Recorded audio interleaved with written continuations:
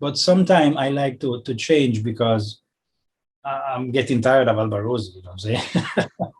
Sounds right. I love that song. This can't be my drummer. That's also broken, sorry. But this can't be my drummer. My drummer is the drum. Wha Gwaan Munchy. Miss Munchy, what we tell him? I hear me, Miss Munchy. People lock with Munchy. Miss Munchy, are you run the thing, so watch out now. You know me, I say Munchy. Yell up Munchy. Wha Gwaan Munchy. Reggaeville family, it's my great pleasure to welcome you to another episode of Wha Gwaan Munchy. And it's also my great pleasure to welcome my special guest on this one, a heartical soul, an incredible talent, and at the same time, such a dedicated musician, Wha Gwaan Alborosie. Hey, what's up? What's up? All good? Yes, all good. Thank you very much. How are you? Well, so far, so good. I was just all over the city. I just drove back in. I was, a lot of traffic, in Kingston. Okay. Well, I'm good to hear you. Good, because this must be an exciting week for you. On Friday, you're gonna drop your brand new album, For the Culture. How do you feel about this project, and how are you gonna spend the release date Friday? Well, I love the album. It's a, various. It's a reggae album, obviously. I tried to diversify myself based on the track. So I love the work. It's actually, usually I don't listen to my music. I'm a person that I make the song and then that's it, put it out, and that for me. Okay. This album, the difference is that I listen to this album a lot. Simply because it flow nice. I don't know if it's a good news or a bad news. Don't ask me. But we will see. But so far the songs I'm doing well. So from Unprecedented Time, Ready, Listen to the Waves, Never Let Me Down, and then we have For the Culture, and then ultimately we have the Calibods, the Ginal. So the project doing well, streaming them up. Like the fans are still there. So I'm happy, what I'm saying? This is what I do. This is what I can do. Yeah. And how are you going to spend Friday? Are you going to be online and watching, or are you going to be totally offline fishing somewhere? No, I don't care. An album takes time to marinate, to actually, the results, them coming back like in a, there's a spam, like a X amount of time where you actually, so on Friday actually will be just the release date and the excitement and whatever. But to me, I'm a veteran, so I have experience. Yeah, definitely. But speaking of that, and looking at the releases that you already had in the past, and your tour schedule in non-pandemic times, you live for the culture. You are somewhat the personification of the culture. Why did you dedicate this album in particular still to the culture, or named it For the Culture? For the culture, meaning it have a double meaning that for the reggae culture, and that is worldwide, you're somebody in the culture, people like you, like Reggaeville, so we all in the culture, in the reggae culture, which is global. That's what reggae created, a global culture that no matter where you come from, we are one people. And this is something that I observe while I'm on stage. I could be on stage in Chile, in Buenos Aires, in Rio de Janeiro, and then in Germany or Italy, and I see the same crowd in front of me. So it is the reggae culture. So it's a celebration. It's a celebration about the reggae culture. Also, based on my experience here in Jamaica, as a naturalized Jamaican citizen, so it's a big up to the culture, and which is now I can safely say it's also my culture, because I've been here a long time and I have my passport, I'm a citizen, so it's also my culture. I have my family, I have my people, my friends and whatever. So it's a celebration between for the culture, Jamaican culture, and for the culture, for the reggae culture. Nice. So on Friday, we can celebrate all together. For the Culture is coming up. Of course, there are some other recommendations as well. We're going to talk about For the Culture in just a few from now, a bit more in depth.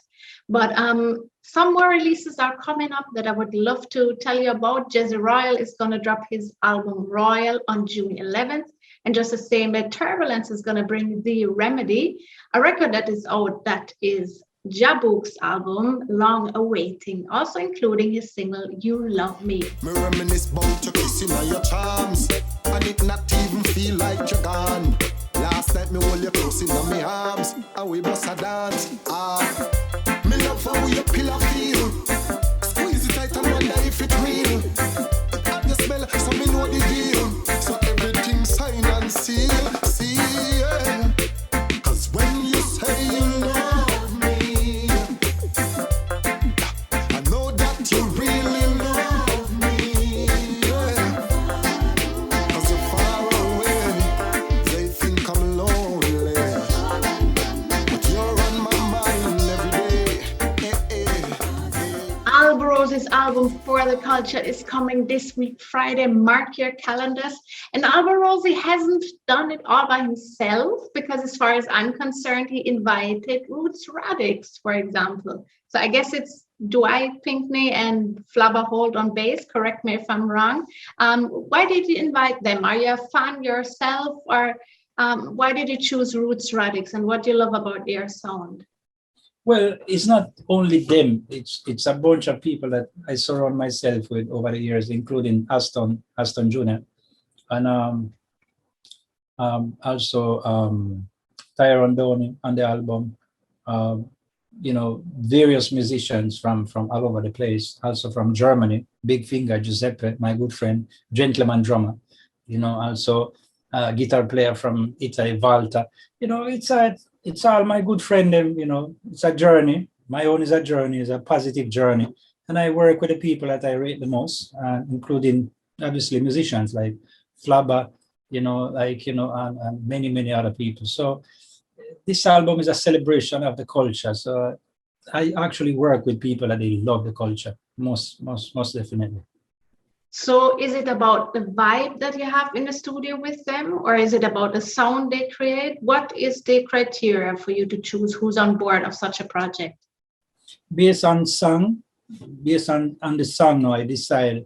So, mostly I play all my instruments, but sometimes I like to change because I'm getting tired of Alborosie, you know what I'm saying? So I say, okay, you have to play the bass line now, man. Make somebody else play the bass line. No? Yeah. Are you going to play the drum now, man? Make somebody else play the drum now, man. I'm tired of you. So I say, all right, let me call the drummer, so just to change up there. It might be the same thing at the end. I mean, the end result might be equal or the same or something like that.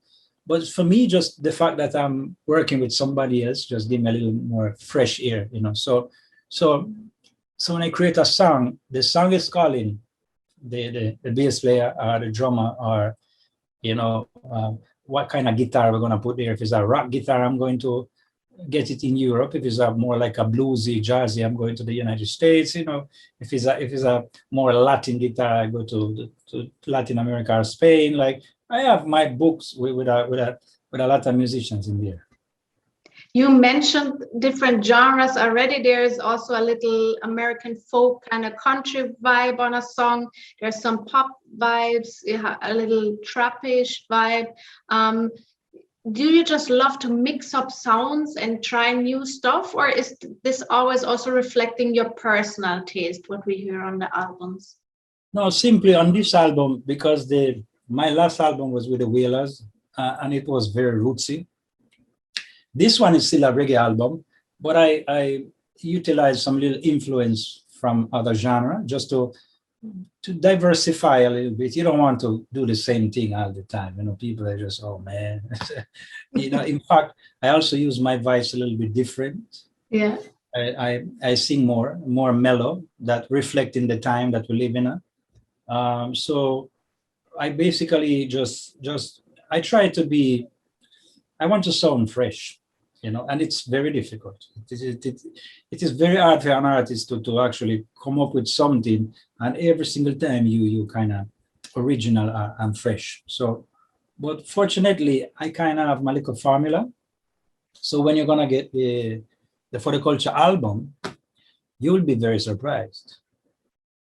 So, album, whoa, man, because I research a lot. Uh-huh. So you can hear the research. Okay. But even apart from the album, you gave something to the dub fans, or we can say to the engineers and the producers this year already, because you also put out a plugin, a software people can use to create some, I would say, vintage dub sounds, delays and stuff. The Alborosie Dub Station. How did this project come about? Over the years, everybody asking, because they know my collection and whatever. So which sound you using, which machine you're doing that with, whatever, So, finally after so much years, I say, you know what? Let me just give it to them. so they stop asking me the same question all the time. At first, I was trying to do actually an hardware, so actual equipment, but it's a lot of work. The China, the technicians, and the engineer, the project design. I'm saying, oh man, I don't need all of that. So you say, you know what? Let's go to the digital world, and we just make a plugin. I came up with a vision with the design, and then I contacted the auditing, Carlo, and Carlo is Italian, so me and him established a link immediately. So, and we spend time to design the sound, the graphic, make sure that represent my vision. And the plugin did extremely well, and still doing well. I think that we almost close to 5,000 copies, right? And which is massive for a plugin. And we keep going. Remember, it's only like 3 months. So we still have 8 to go. 9, sorry, I can't count today. So it's amazing. And it's not just for people at the end of the day, it's a spring reverb, a filter, and an echo. And a mixing engineer needs reverbs and echoes and filters and stuff. So it's for everybody. And it's very successful, not because my name is attached to it, but because the quality of the sound, it's really impressive. So I recommend to everybody, go buy the Alborosie Dub Station. Your life gonna change, telling you. And we coming up with more plugins within the next 2 months. So stay tuned. Yes. That is great news, because we already have the Alborosie Dub Station. Yeah. And you like it? Yes, of course. Yes. Yeah, man, Alex loves it. Yes. With a snare, you put a snare, you have the spring reverb on the snare, and that's it for you. You don't have to do anything else. Yeah, man. So anybody who hasn't checked out the Alborosie Dub Station as yet, go ahead. And then you have more plugins to look forward to. But of course, this week you have to look forward to For the Culture, the album. We already mentioned the musicians on board of the project, but you also have some feature guests. You said Collybuds already, Big Mountain, Joe Mercer, Marley is the tune that we're also already familiar with. And then there are the Wailing Souls. The Wailing Soul that you produced an album with last year, Beka. Please tell me a bit about the relationship that you have with Bread and Pie. These people are legendary people. They are responsible for the creation of the genre also that we love, because they came from the golden era, like Bob Marley and the Wailing Souls, and just name them, the whole of them. So I started to listen to reggae because of Wailing Souls and Bob Marley. So to me, it was an honor to actually work on the album, and being chosen as producer for their album is like, whoa. And some little satisfaction that along the way, I'm proud to mention, so great experience, great people, full of knowledge. You listen to them talking about the early reggae and whatever. So it's always amazing to listen stories and stuff. And their teachings also, because, they come before you, they open a door for you. So you must, sit down and listen, because, people like me, I wouldn't be here without them. I mean, I was inspired by them. Wailing Souls was my first reggae song that I ever heard. Wow, okay. It was a song called Tom Sprung. Tom Sprung.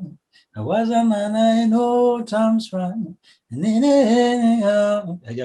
love that song. Love it. That was 1991, something like that, 92. So when I listened to the song, I was very, very, very young. So I'm grateful, and working in Jamaica with a lot of people. Right now I'm working with Buju Banton. I did something with Buju Banton for the new album. So it's great experience, you know. Sounds amazing.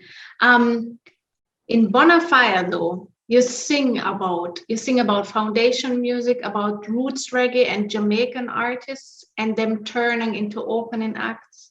You sing about people doing combinations just for the fame, also about slackness being more popular than foundation music. All those among other topics. It sounds pretty frustrating though. So did you ever feel like stop making music or reggae music in a world where people just skip through and don't appreciate, don't actually listen to music and the lyrics, and veterans like for example the Wailing Souls? You know, no, actually I'm motivated to work more. And the more I push up my production and the more people impressed by what I'm doing, the more they are inspired to do the same. So that's the process. Obviously, over the past 10 years, reggae kind of took a sit back. But because, you know, like a lot of time, the medias and the industry, they follow the hype and they don't follow the substance. And reggae has substance. Reggae is very, you know, informative. Lots of informations in there, all kind of type of informations. And nowadays the media, the mainstream medias, whatever, they don't need that. They just want a disposable music that lasts for a couple of weeks, that is listened to the mass from you know, people listen to it, and the only thing you get from it is the views and the likes and the followers, but then the substance of the music is kind of, you know. I come from a time where we love the Jim Morrison, the Jimi Hendrix, and I'm so proud. We love the Bob Marley, we love the Motown, we love the real music with the solos, with the instrument. When the drummer is a drummer and it's not like a program. This can't be my drummer. That's also broken, sorry. But this can't be my drummer. My drummer is the drum. You know, like man is man, machine is machine. So with all the due respect for the machine, but also I must, you know, credit the man, you know, behind the instrument, so the musician. So my experience with reggae lately, I give you an example. We send music to the radio stations, and some radio station come back and say, "Oh, I'm sorry, we don't play reggae." And I wonder why. Is that a form of I don't know. Reggae should be the opposition.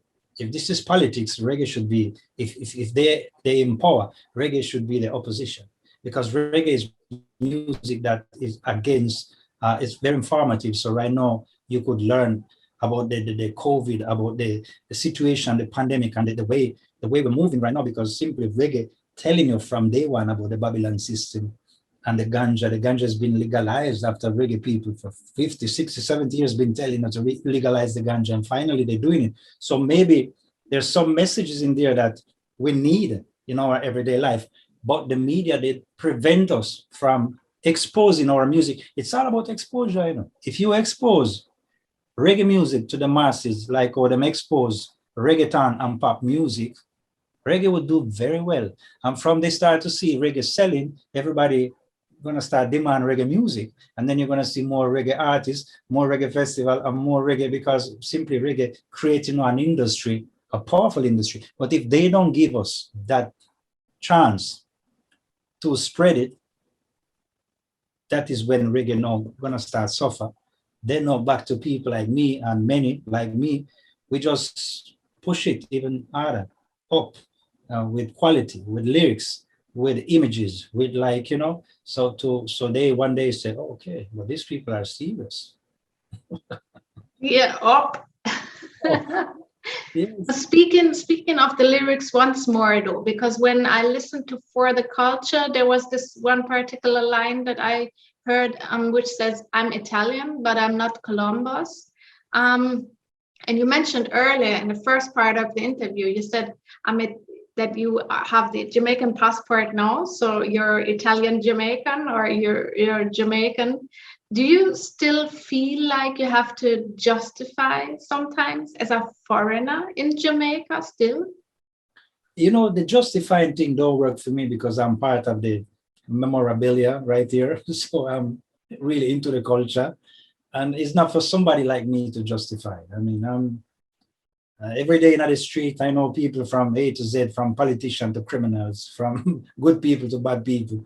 I don't have to, I don't have to prove anything, So, when I said, yes, I'm Italian, but I'm not Columbus, because remember, also Burning Spear did have a song, Christopher Columbus, the unblasted liar. So yeah, so I'm not a liar. So yes, I'm Italian because Columbus is Italian, but I'm not a liar. So, so it was just a little gimmicks, using words and whatever. But also because in Jamaica, they believe that Columbus was from Spain. One more line. One of my favorite lines overall, even before you made the album with it, is the one line, "Jah Jah give us life to live, so let us live." You featured that song with the Wailing Souls together. And even before you actually did the feature, I remembered the song a lot of times, and especially this line during the pandemic, because more times I felt like I want to live, I don't want to just exist to make it work, I want to live with emotions and hugs and all those things, and not with distance and so forth. So, how much did the pandemic influence your lifestyle and also this album? Because there's a song called Out of the Darkness, and I felt like when I heard that song, that was also very kind and very comforting in unprecedented times. I even mentioned the COVID, so obviously it had an impact, right? Thank you. Well, isn't the most beautiful thing in life not easy to achieve, right? Because a beautiful thing is not there for you just to grab it. You must go get it, right? It's the same principle when people tell you, say that, oh, God doesn't exist because I don't see him, or God don't perform a miracle to save me, so I don't believe in God. But the most beautiful things in life, you have to work for it. You have to practice daily, months. A tree take like hundreds of years to grow, and it take 1 second to be cut. Mm-hmm. So that's the meaning of life. So Jah Jah give us life to live. So let us live. And so the meaning is that just because you have life, that's your gift. Not the money that you're gonna make, not the car that you're gonna buy, not the house that you're gonna build, the mansion, and not your bank account, but just because you have life. And you have a family. But you is you, your daughter, your son, or whatever, your husband, your life is your life. And although you create life, you still have your own life, and that is your gift. And they have their own gift. So if we understand that life is the gift, the life is what we have, and that is a gift, and within the life we can build and construct anything that we want, then we would understand how to live good within ourselves and with people. Acknowledge the fact that based on also the pandemic and the COVID, acknowledge like how fortunate you are and living in this serious time, and you made it through, and a lot of people didn't make it. And so Jah gave you life to live. So live your life and be thankful. Definitely, most definitely. Yes.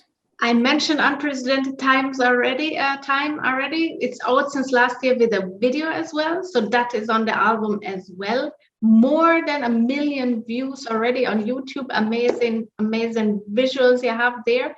If you want to check it out, of course, it's embedded on Alborosie's profile on Reggaeville. You will see it there. And for more new official music videos, you can always stay tuned to our YouTube channel, because we're premiering new videos every day. Just like in about 3 hours from now, we're going to give to you the brand new video from Akae Beka, The Drop. The rooted dignity, the word of the emperor. Winning in the belly of the beast, the lion hear that. Yes, it was a question, art no better than populous note situate among river. Yes, her strength was Egypt and Ethiopia. Isaiah 8:21, one them ra.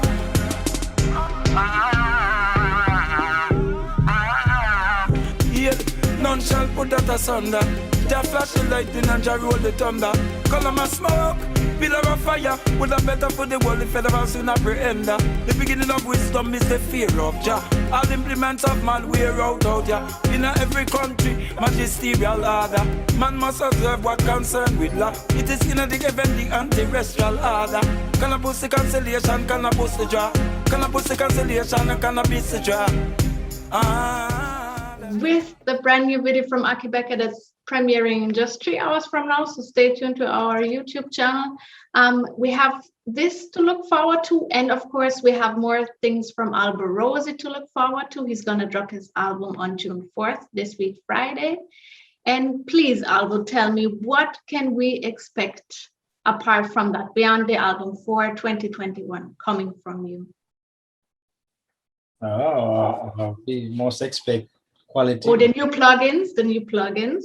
Well, quality music coming out, a lot of music from me and productions, various productions, more plugins, more music, music and messages, like, because we always try to put out, we're not going to stress you, don't worry yourself, we're not going to, make you feel like, oh man, I'm tired, we know how to do it. We do it with a little pill of righteousness today, a next little pill tomorrow, and then you will have eventually a couple of months, you will have the tree growing inside of you. So good music, good messages, good quality, more plugins and music and music and music. Nice. That's amazing for that. And of course, especially for the album that's coming up. I wish you all the very best, Papa Albo. Thank you so much for being a guest on Wha Gwaan Munchy once more. It was a great, wonderful pleasure to talk to you. Blessed love, all the best. Thank you. God bless you, and thank you very much. And, good luck for everything. And, Jah live. Wha Gwaan Munchy.